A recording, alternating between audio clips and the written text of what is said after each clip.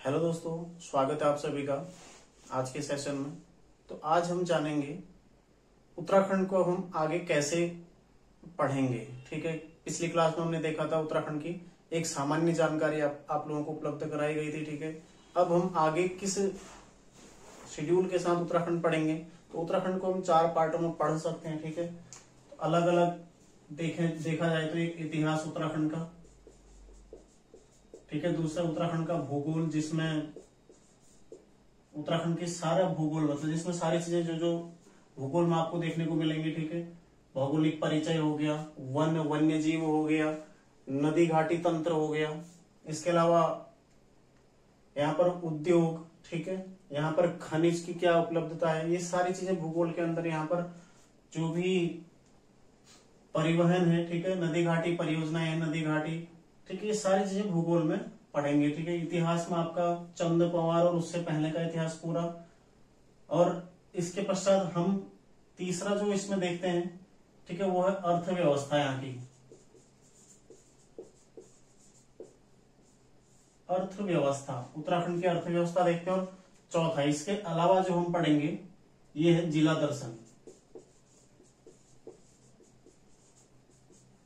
जिला दर्शन, ठीक है, तो सबसे पहले मैं जिला दर्शन ही शुरू कर रहा हूं क्योंकि परीक्षा की दृष्टि से ये ज्यादा महत्वपूर्ण है।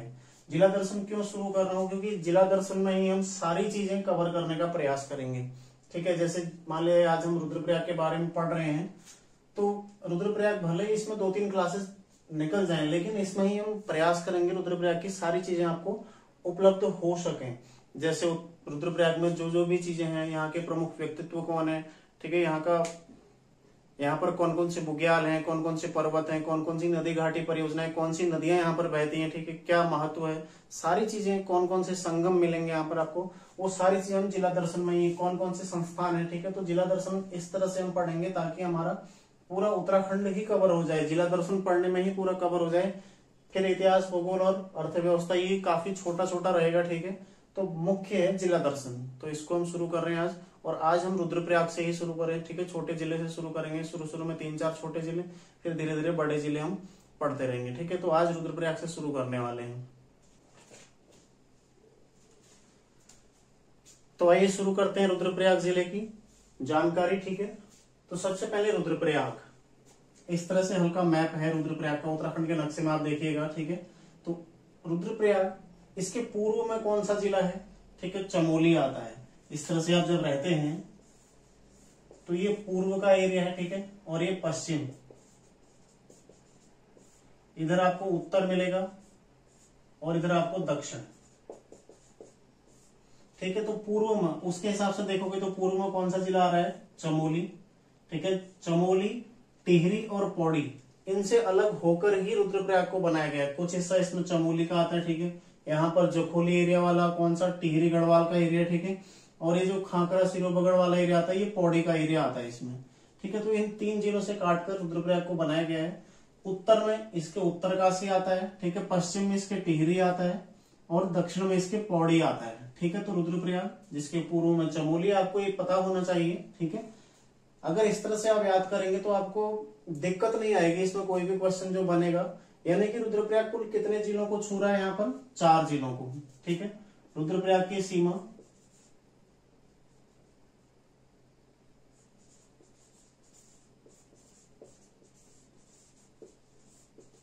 4 जिलों से बन रही है। ठीक है, जिसमें कौन कौन से जिले हैं, चमोली, पौड़ी, टिहरी गढ़वाल और उत्तरकाशी। तो आपको पहला पॉइंट तो यही याद रखना है कि रुद्रप्रयाग जिले की सीमा कितने जिलों से लगती है, 4 जिलों से लगती है। ठीक है, पूर्व पश्चिम उतना ज्यादा महत्वपूर्ण नहीं है, केवल आपकी समझ के लिए है, आपको याद होना चाहिए। ठीक है, इसके अलावा यदि आप देखते हो रुद्रप्रयाग, इसकी स्थापना कब होती है, किताबों में दिया गया 18 सितंबर 1997। ठीक है, लेकिन जो इसकी ऑफिशियल वेबसाइट है वहां पर दिया गया 16 सितंबर। तो आपको ऑप्शन देखकर, जिस हिसाब का आपको ऑप्शन मिलता है उस हिसाब से आपको आंसर करना है इसका। ठीक है, सभी किताबों में लगभग 18 सितंबर ही दिया गया, लेकिन जो ऑफिशियल वेबसाइट रुद्रप्रयाग की यदि आप उसको खोलते हैं, देखते हैं, तो उसमें आपको 16 सितंबर रुद्रप्रयाग की स्थापना दी गई है। ठीक है, तो जिस हिसाब से आपको ऑप्शन मिलता है उस हिसाब से आपने इसका आंसर करना है। ठीक है, इसका क्षेत्रफल कितना है?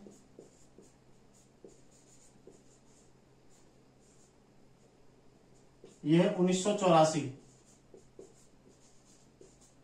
ठीक है, 1984 किलोमीटर स्क्वायर इसका क्षेत्रफल है। तो अब देखोगे आप, रुद्रप्रयाग जिसकी सीमा 4 जिलों से लगती है, ठीक है, इसकी स्थापना 18 सितंबर 1997 किताबों के अनुसार और 16 सितंबर 1997 इसकी जो वेबसाइट है आधिकारिक उसके अनुसार। ठीक है, जिसका क्षेत्रफल कितना है? 1984 किलोमीटर स्क्वायर इसका क्षेत्रफल है। इसके बारे में यदि और फैक्ट आप देखते हो तो इसमें कुल तहसीलें कितनी है? 4 तहसीलें। ठीक है, 4 तहसीलें हैं रुद्रप्रयाग में। कौन कौन सी है?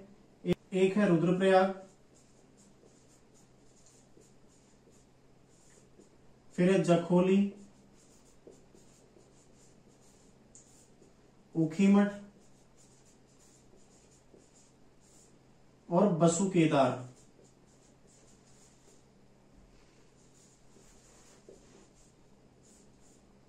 ठीक है, ऐसे यदि आप यहां विकास खंड देखते हैं,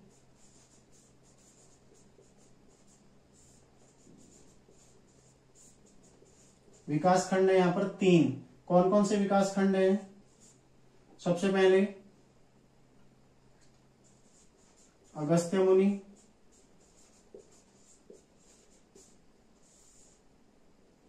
फिर है जखोली,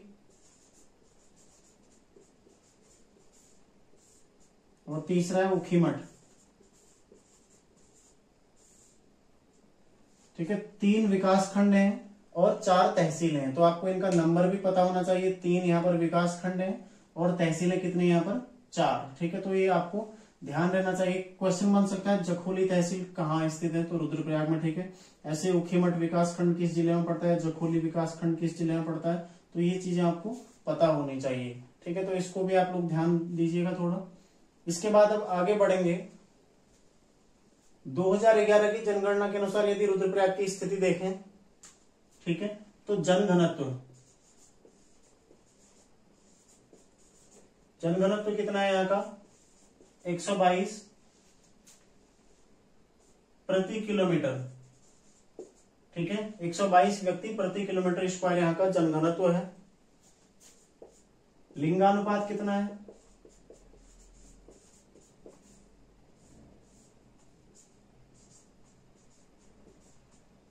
1114। ठीक है, प्रति 1000 यहां का लिंगानुपात है।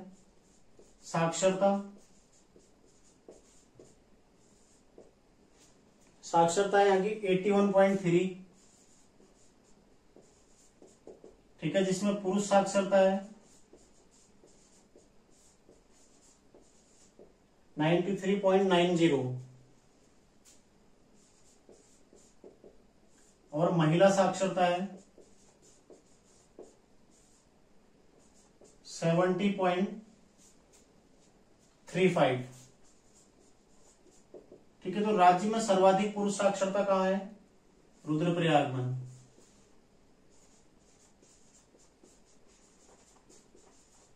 सर्वाधिक पुरुष साक्षरता।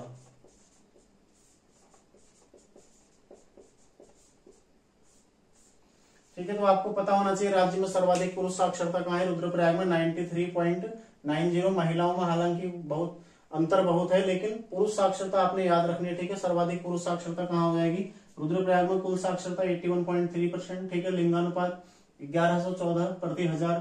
ठीक है, पुरुषों पर। और जनघनत्व कितना है? 122 व्यक्ति प्रति वर्ग किलोमीटर यहाँ का जनघनत्व है, जो कि काफी कम है। ठीक है, और इसकी सीमा कितने 4 जिलों से लग रही है। स्थापना 18 सितंबर को, और क्षेत्रफल कितना है? 1984 किलोमीटर स्क्वायर। ठीक है, तो ये भी याद रखिएगा, ऑफिशियल वेबसाइट में इसकी 16 सितंबर है, तो किताबों में ये भी अब चेंज हो सकती है। ठीक है, संभावना है पूरी।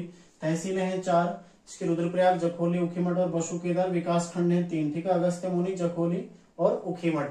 तो इतना आपको जानकारी याद रखनी है। उसके बाद है नगरीय जनसंख्या प्रतिशत।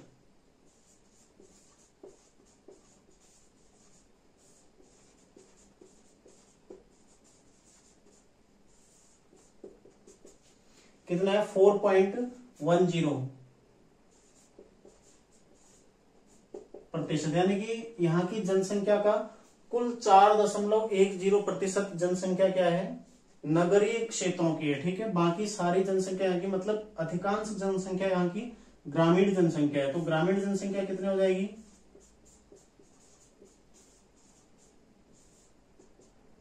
ग्रामीण जनसंख्या प्रतिशत कितना हो जाएगा, 95.90%। ठीक है, इतना यहाँ पर ग्रामीण जनसंख्या हो जाएगी।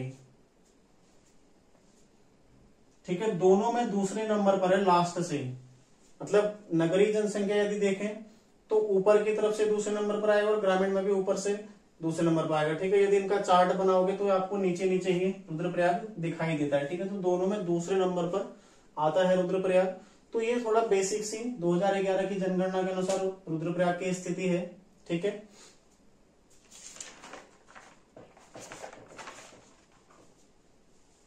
इसके अलावा यदि आप रुद्रप्रयाग के और फैक्ट देखते हैं तो सबसे कम एसटी जनसंख्या,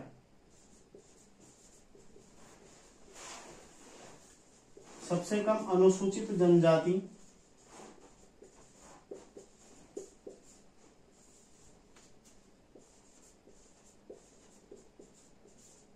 ये भी कहां की है, रुद्रप्रयाग की। मैं शॉर्ट में लिख रहा हूं, ठीक है, आप लोग पूरा लिख लीजिएगा। रुद्रप्रयाग में कितनी है, 390 लगभग है। ठीक है, तो ये नंबर याद करने की आवश्यकता नहीं है, केवल इतना ध्यान रखना है राज्य में सबसे कम अनुसूचित सूचित जनजाति वाला जिला कौन सा हो जाएगा, रुद्रप्रयाग। ठीक है, सर्वाधिक एससी एसटी साक्षरता वाला जिला,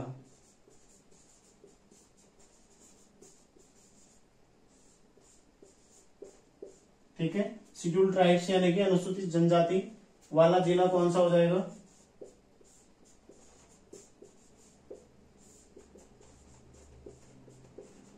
रुद्रप्रयाग। ठीक है, तो ये भी आपको याद रखना है, सर्वाधिक एसटी साक्षरता वाला जिला। तो ये कई बार पूछा भी गया और आगे संभावना है कि पूछा जाएगा। ठीक है, तो ये भी आपको याद रखना है। 2011 की जनगणना के अनुसार रुद्रप्रयाग की स्थिति क्या है, इसका क्षेत्रफल क्या, कौन कौन से जिलों से सीमाएं बनाता है। इसके अलावा आप एक चीज और देख रहे होंगे, इसके मैप को देखकर आपको लग रहा होगा, पूर्व में कौन है, चमोली, उत्तर में उत्तरकाशी, पश्चिम में टिहरी गढ़वाल है, दक्षिण में पौड़ी है। यानी कि किसी भी अन्य राज्य से या किसी भी देश के साथ अंतरराष्ट्रीय सीमा रुद्रप्रयाग नहीं बनाता है। ठीक है, तो 4 जिले ऐसे हैं उत्तराखंड में जो किसी भी राज्य से या किसी भी देश से सीमा नहीं बनाते, उनमें एक रुद्रप्रयाग भी है। ठीक है, यानी कि स्थलबद्ध जिला है,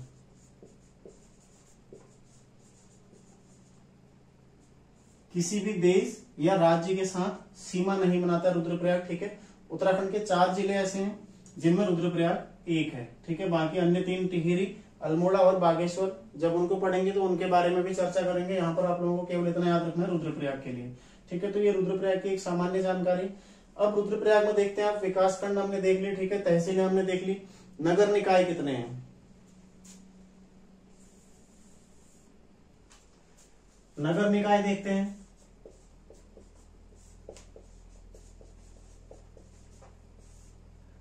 ठीक है, यहाँ पर आपको नगर निगम तो मिलेगा नहीं, क्या, क्योंकि पूर्णतः पर्वतीय क्षेत्र है। ठीक है, जो बृहद हिमालय है उस एरिया में रुद्रप्रयाग आता है। ठीक है, तो यहाँ पर क्या क्या मिलेगा आपको, एक तो नगर पंचायत और दूसरा आपको यहाँ पर मिल जाएगी नगर पालिका।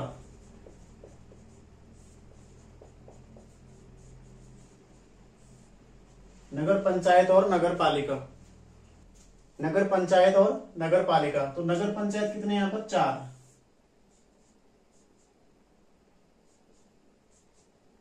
एक तिलवाड़ा, अगस्त्य मुनि,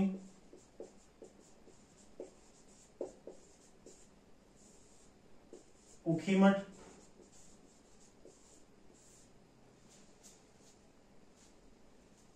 और केदारनाथ।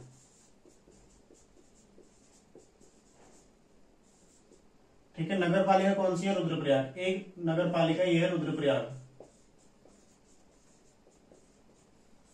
तो रुद्रप्रयाग जनपद में कुल 5 नगर निकाय हैं। ठीक है, नगर निकायों में नगर पंचायत है 4, जो कि तिलवाड़ा, अगस्त्य मुनि, ऊखीमठ और केदारनाथ। तो क्वेश्चन बन सकता है सीधा सीधा कि राज्य में किस जनपद में अगस्त्य मुनि नगर पंचायत स्थित है। तो कहाँ हो जाएगा? रुद्रप्रयाग में, ठीक है। और नगर पालिका रुद्रप्रयाग, ये तो नाम से ही है, तो इसमें आपको कोई दिक्कत नहीं होगी, ठीक है। केदारनाथ आप सभी लोग जानते हैं रुद्रप्रयाग में पड़ता है, तो इन तीनों को भी आपने हल्का याद रखना है, ठीक है। तिलवाड़ा, अगस्त्य मुनि और ऊखीमठ, इन तीनों को भी आपने थोड़ा बहुत इनके बारे में जानकारी रखनी है, जो कि पूछी जा सकती है, ठीक है। ऐसी चीजें ज्यादा क्वेश्चन बनते हैं कभी कभी कि तिलवाड़ा नगर पंचायत कहाँ पड़ती है, ठीक है।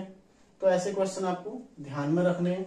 इसके अलावा यहां पर आप देखते हो विधानसभा सीटें,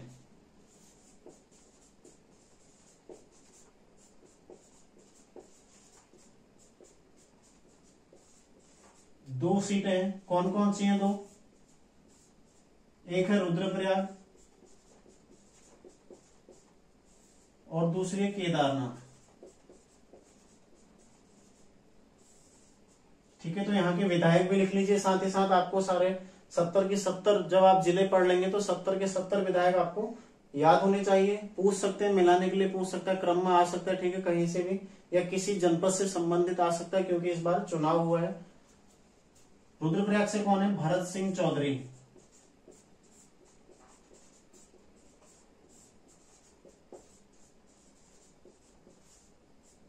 और केदारनाथ से कौन है? शैला रानी रावत।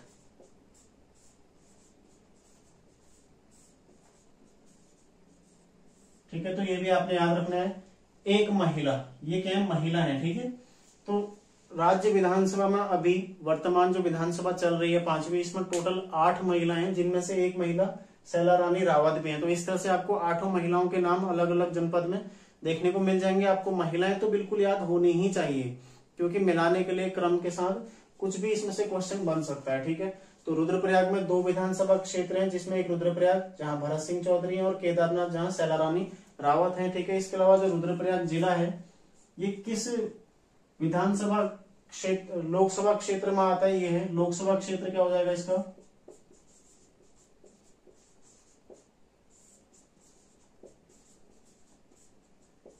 पौड़ी गढ़वाल, पौड़ी लोकसभा क्षेत्र आता है, ठीक है। कौन है यहाँ से अभी सांसद? तीरथ सिंह रावत, जो पहले मुख्यमंत्री भी रह चुके हैं उत्तराखंड राज्य के, ठीक है। तो ये रुद्रप्रयाग की बेसिक सी जानकारी है। यहाँ पर क्या क्या चीजें हैं, ठीक है।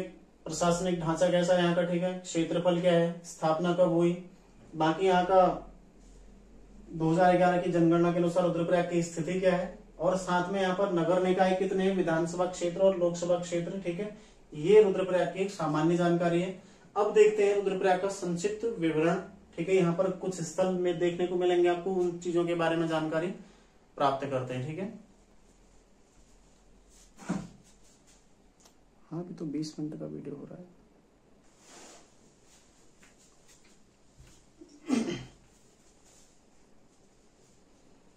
देखते हैं संक्षिप्त विवरण।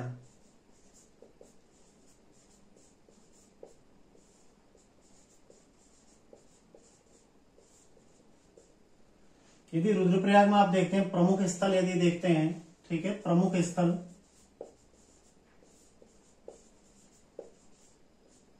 तो कई सारे स्थल हैं जो यहाँ पर मुख्य रूप से, ठीक है। कई सारे आप लोगों ने सुने भी होंगे, और जो रुद्रप्रयाग के उन्हें तो पता ही होगा, ठीक है। सबसे पहले केदारनाथ, ठीक है, केदारनाथ। उसके बाद यहां पर आता है ऊखीमठ, ठीक है, चोपता है यहां पर, और उसके अलावा गौरीकुंड,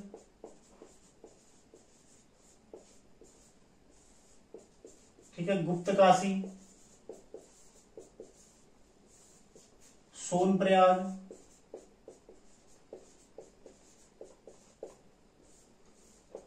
तिलवाड़ा, अगस्त्य मुनि,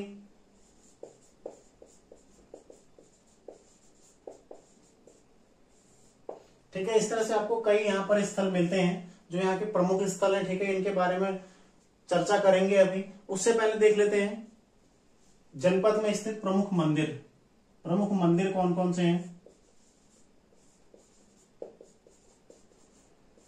प्रमुख मंदिर में सबसे पहले आता है केदारनाथ, केदारनाथ। ठीक है, तो पहला यहाँ का जो प्रमुख मंदिर है आप लोगों को पता ही होगा, केदारनाथ, जो कि रुद्रप्रयाग में पड़ता है। ठीक है, तो केदारनाथ मंदिर, ठीक है, शिव मंदिर है, ये भी आपको जानकारी होनी चाहिए। तो केदारनाथ जो कि कितनी हाइट पर स्थित है, 3584 मीटर की ऊंचाई पर स्थित है। ठीक है, पूरा हिमालय में समाया हुआ है ऊपर, तो ये आपको याद रखना। ठीक है, 3584। ठीक है, तो इसका फैक्ट क्या बनेगा, राज्य में स्थित 4 धाम, जो कि यहाँ पर 4 धाम आपको पता होंगे, बद्रीनाथ, केदारनाथ, गंगोत्री और यमुनोत्री। उन सभी धामों में सबसे ऊंचाई पर स्थित धाम कौन सा है, केदारनाथ धाम। ठीक है, सर्वाधिक ऊंचाई पर स्थित।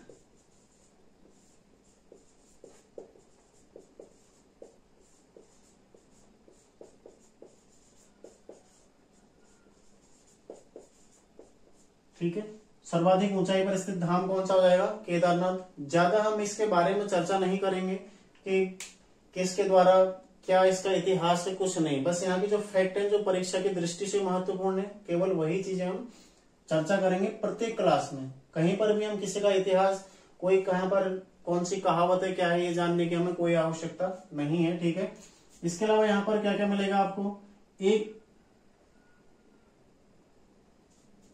शंकराचार्य की समाधि मिलेगी।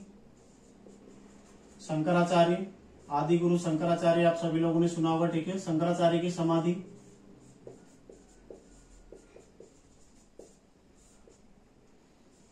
ठीक है, यहां पर के प्रमुख स्थलों में आपको रुधिर कुंड देखने को मिलेगा।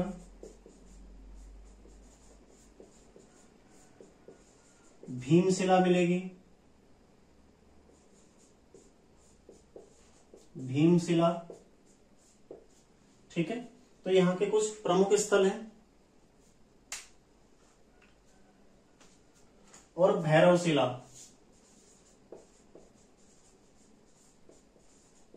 भैरव मंदिर भी यहाँ पर मिलता है आपको। ठीक है, भैरवशिला यहाँ पर देखने को मिलेगी। तो ये यहाँ के कुछ प्रमुख स्थल है। तो क्वेश्चन बनेगा, राज्य में शंकराचार्य की समाधि किस स्थान पर है, केदारनाथ में। राज्य में भीमशिला कहाँ पर है, केदारनाथ में, यानी कि रुद्रप्रयाग में। भैरवशिला कहाँ है, रुद्रकुंड कहाँ है, ये सारी चीजें कहाँ है, रुद्रप्रयाग के केदारनाथ में है। इसके अलावा केदारनाथ के जो आसपास पर्वत है, यहाँ पर खर्चाखंड, भरतखंड और पुरंदर पर्वत।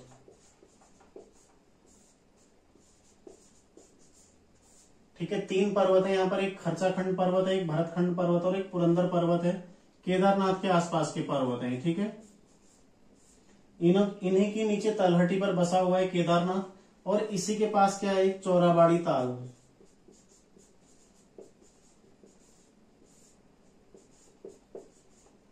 जिसको सरबदी ताल या गांधी ताल, ठीक है, गांधी सरोवर भी इसको कहा जाता है।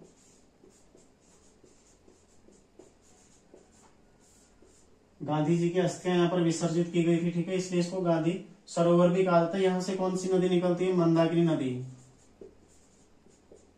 जो कि रुद्रप्रयाग की प्रमुख नदी है, मंदाकिनी नदी।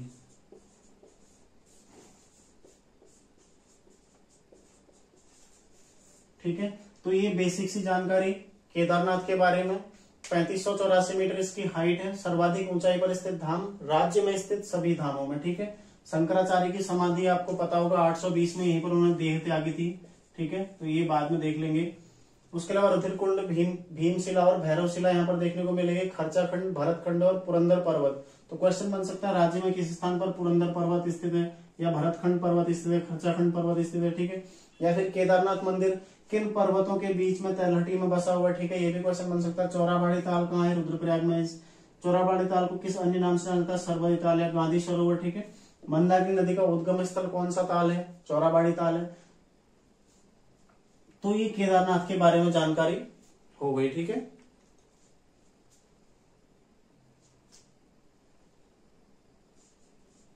इसके अलावा जो केदारनाथ मंदिर में पूजा होती है, ठीक है, इनका शीतकालीन आवास क्या है, शीतकालीन प्रवास।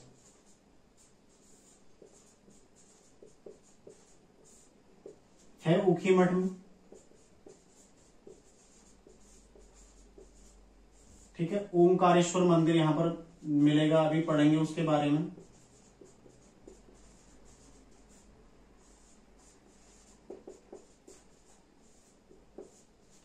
इसके अलावा जो केदारनाथ का मंदिर है, ठीक है, कत्यूरी कालीन मंदिर है, कत्यूरी काल के मंदिर, जिसमें आपको इस तरह से मंदिर मिलेगा, ठीक है। ये छत्रयुक्त मंदिर है, ठीक है, इस तरह से ऊपर से छत्र सा भी देखने को मिलता है। कुछ शिखर युक्त मंदिर और कुछ छत्र युक्त मंदिर यहाँ पर कत्यूरी काल के मंदिरों की विशेषता रही है, ठीक है। तो उनमें से एक इस तरह का आपको देखने को मिलेगा, फोटो आप लोग देख लीजिएगा गूगल वगैरह पर। तो छत्र युक्त मंदिर कत्यूरी कालीन, तो ये भी आपको ध्यान रखना है। तो शैली कौन सी हो जाएगी, कत्यूरी शैली। कत्यूरी कालीन मंदिर है तो कत्यूरी शैली ही होगी, है ना।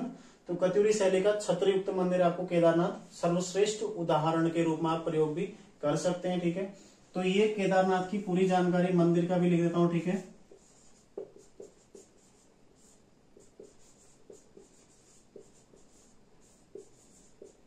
कत्यूरी कालीन है, कत्यूरी काल का है और छत्रयुक्त मंदिर है।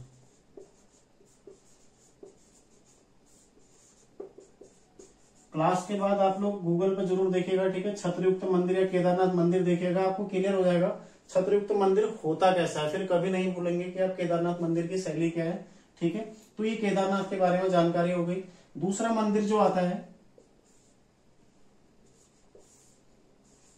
ये है मद महेश्वर।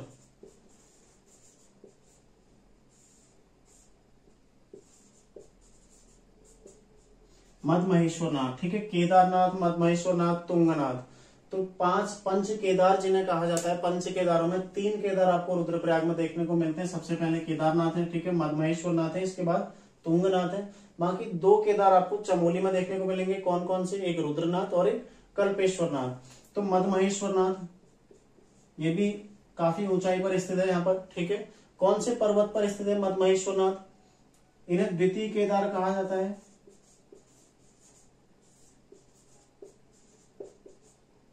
द्वितीय केदार कहा जाता है, ठीक है।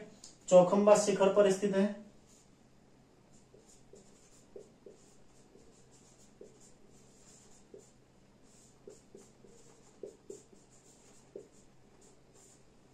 और इसके अलावा पांडव शैली में मंदिर बना हुआ है।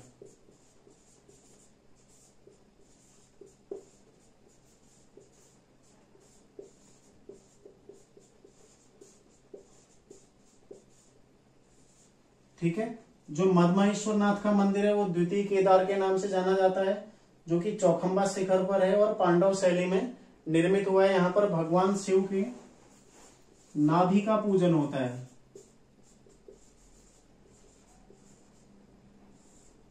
ठीक है। और केदारनाथ में कौन सा होता है, पृष्ठभाग का, यहाँ पर नाभि का। तुंगनाथ देखोगे वहां पर भुजाओं का, ठीक है। तो अगला मंदिर है तुंगनाथ।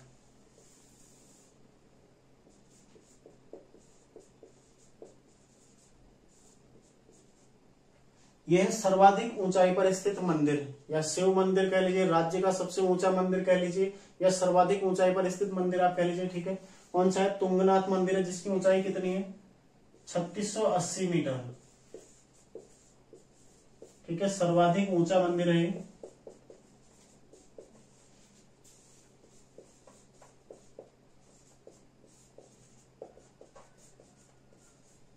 इसके अलावा आप देखोगे इसकी विशेषताएं, ठीक है। कौन से, इन्हें क्या कहा जाता है, तृतीय केदार।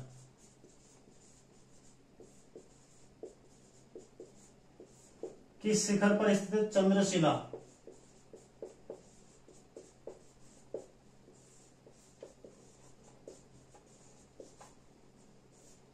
ठीक है। चंद्रशिला शिखर पर ये स्थित है, तृतीय केदार के नाम से जाना जाता है। और सर्वाधिक ऊंचा मंदिर 3680 आप इसकी हाइट है, ये भी आपको याद होना चाहिए, ठीक है। इसके अलावा यहाँ पर क्या है, शिव की भुजाओं की पूजा होती है,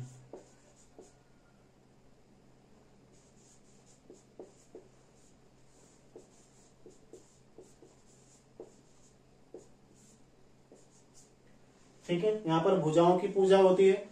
और इसके निकटतम स्थलों में रावणशिला है। तो कितनी शिलाएं आपको यहाँ पर मिल गई, एक रावणशिला जो कि तुंगनाथ में यानी कि रुद्रप्रयाग जिले में है, ठीक है। इसके अलावा भीमशिला रुद्रप्रयाग जिले में केदारनाथ में स्थित है, और भैरवशिला कहाँ, केदारनाथ में स्थित है, ठीक है। तो ये, और इसकी शीतकालीन पूजा कहाँ होती है, शीतकालीन पूजा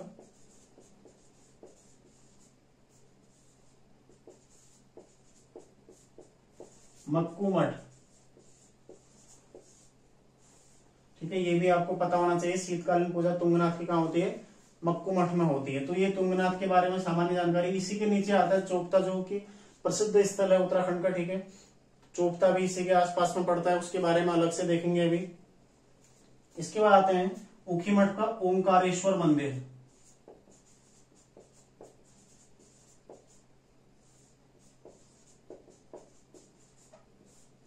सबसे पहले तो कहां पड़ता है? ऊखीमठ में, जो कि रुद्रप्रयाग में स्थित है। ठीक है, ऊखीमठ में पड़ता है। किसने निर्माण किया था इसका? शंकराचार्य द्वारा।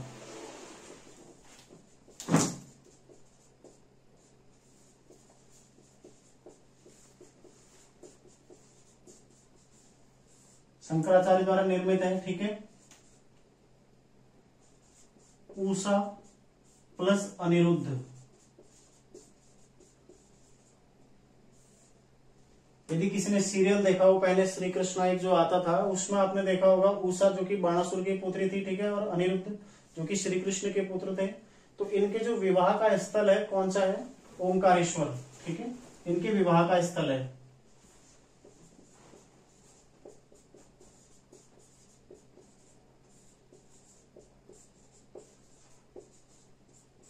ठीक है, इसीलिए पहले ऊखीमठ का प्राचीन नाम क्या हुआ करता था? ऊषा मठ या ऊसी मठ। तो बस बाद में धीरे धीरे ऊखीमठ इसका नाम हो गया। ठीक है, तो ऊषा और अनिरुद्ध के विवाह का स्थल कौन सा है? ओंकारेश्वर मंदिर, ऊखीमठ। इसके अलावा इसी के आसपास में पड़ता है बाणासुर गढ़ मंदिर।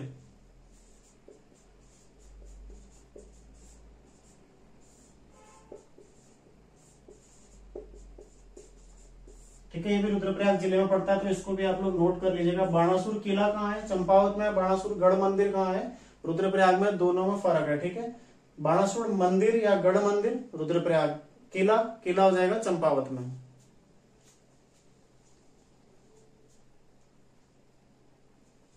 अन्य मंदिर यदि आप देखते हैं,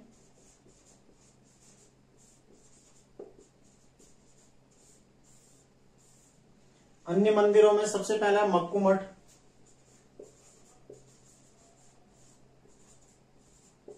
अभी पढ़ा था तुंगनाथ का शीतकालीन प्रवास। ठीक है, मक्कू मठ है। फिर बसु केदार। तो यहाँ भी आपको कई सारे मंदिरों का एक समूह देखने को मिलेगा। ठीक है, बसु केदार। फिर काली मठ, कालिदास ने क्या कहा इसे? कविल्टा। ठीक है, काली मठ। फिर हरियाली देवी,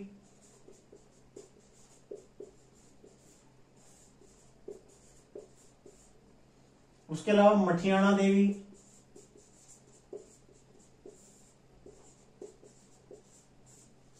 ठीक है। फिर है त्रियुगी नारायण,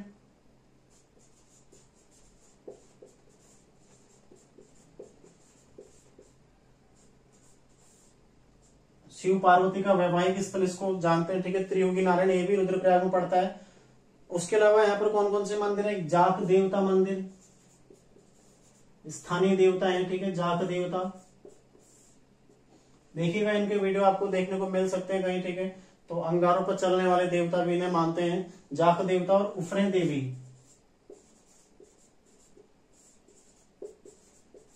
तो ये यहाँ के अन्य प्रमुख मंदिर है। ठीक है, तो रुद्रप्रयाग में कौन कौन से मंदिर आपको देखने को मिलेंगे? सबसे पहले केदारनाथ। ठीक है, केदारनाथ के बारे में जानकारी, 3584 मीटर ऊंचाई है। ठीक है, सर्वाधिक ऊंचाई पर स्थित धाम है। शंकराचार्य की समाधि यहाँ पर देखने को मिलेगी। इसके अलावा रुधिरकुंड, भीमशिला और भैरवशिला भी यहाँ पर मिलती है। ठीक है, यहाँ पर कौन कौन से पर्वत मिलते हैं आपको? खर्चाखंड, भरतखंड और पुरंदर पर्वत। चौराबाड़ी ताल इसके आसपास में मिलता है। ठीक है, जहां से मंदाकिनी नदी निकलती है। शीतकालीन प्रवास का इनका ऊखीमठ, जो कि ओंकारेश्वर मंदिर में। ठीक है, और मंदिर किस काल का है? कत्यूरी काल का छत्रयुक्त मंदिर है। ठीक है, फिर है मधमहेश्वरनाथ, द्वितीय केदार इन्हें कहा जाता है। चौखंबा शिखर पर स्थित है, पांडव शैली में निर्मित, और नाभि का पूजन यहाँ पर होता है। ठीक है, फिर है तुंगनाथ, जो कि 3680 मीटर।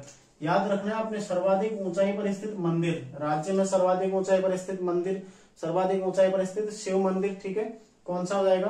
तुंगनाथ मंदिर है। तृतीय केदार इन्हें कहा जाता है। चंद्रशिला शिखर पर यह स्थित है, भुजाओं की पूजा यहाँ पर होती है। तो 3 केदार, केदारनाथ, मधमहेश्वरनाथ और तुंगनाथ, ये रुद्रप्रयाग में मिलेंगे आपको। बाकी 2 रुद्रनाथ और कल्पेश्वरनाथ, वो आपको चमोली में देखने को मिलेंगे। ठीक है, इसके अलावा रावणशिला तुंगनाथ में ही स्थित है। शीतकालीन पूजा कहाँ होती है इनकी? मक्खू मठ में। फिर है ओंकारेश्वर मंदिर जो कि ऊखी मठ में पड़ता है, ठीक है, शंकराचार्य द्वारा निर्मित है और उषा और अनिरुद्ध के विवाह का स्थल के रूप में इसको जाना जाता है। इसी कारण ऊखी मठ का प्राचीन नाम उषा मठ या उसी मठ था, ये भी आपके नॉलेज में होना चाहिए, ठीक है। साथ ही बाणासुर का गढ़ मंदिर भी यहाँ पर स्थित है, ठीक है। अन्य मंदिरों में देखो मक्कू मठ का मंदिर है, दशु केदार का मंदिर है, ठीक है, काली मठ और हरियाली देवी मंदिर है। काली मठ आपको पता होगा कत्यूरी काल की मूर्ति कला इसके लिए भी प्रसिद्ध है काली मठ। यहाँ पर हर गौरी की मूर्ति मिली हुई है, ठीक है, जो कि अखंडनीय मूर्ति अभी तक खंडित नहीं हुई है, ठीक है। तो काली मठ आपको इस उद्देश्य से भी इसमें राहुल सांकृत्यायन द्वारा बोला भी गया, ठीक है, वो इतिहास में देखेंगे। हरियाली देवी, मठियाणा देवी, त्रियुगी नारायण, जाक देवता, उफरे देवी, ठीक है। एक अर्धनारीश्वर मंदिर और मिलता है यहाँ पर, अर्धनारीश्वर मंदिर, ठीक है, ये मिलता है गुप्त काशी में। तो इतने सारे मंदिर आपको ध्यान में रखने, कहां पर है, रुद्रप्रयाग में है, ठीक है, मुख्य मंदिर। तो आज की क्लास में इतना ही करते हैं। तो आप लोग इन्हें पूरा अच्छे से याद कर लीजिएगा पूरा, ठीक है, और नोट करिए, एक एक चीज को नोट करिए और बार बार रिवाइज करिए, उनको 2-3 बार कम से कम रिवाइज करिए तो याद हो जाएगा। कोई बड़ी बात नहीं है, ठीक है। सारे जिले में आपको सारी चीजें मिल जाएंगी, महान व्यक्तित्व से लेकर सारे जिले की जितनी भी प्रमुख चीजें, जो जो संस्थान है, जो भी मुख्य है जिले में, बस वही चीजें हम डिस्कस करेंगे। हम कोई भी जनश्रुतियां क्या है, कहानियां क्या प्रचलित है, कहावतें क्या, उन चीजों पर बिल्कुल भी ध्यान नहीं देंगे, ठीक है। केवल फैक्ट, जो फैक्ट है, जो हमारी परीक्षा की दृष्टि से महत्वपूर्ण है, उसके संबंध में चर्चा करेंगे और समझते हुए। उद्देश्य यही है कि आप लोग बेहतर समझिए, ठीक है। तो आप लोग इन्हें बार बार रिवाइज करिए ताकि आपको एक साथ पूरा बोझ न उठाना पड़े रिवीजन करने का, याद करने का, ठीक है।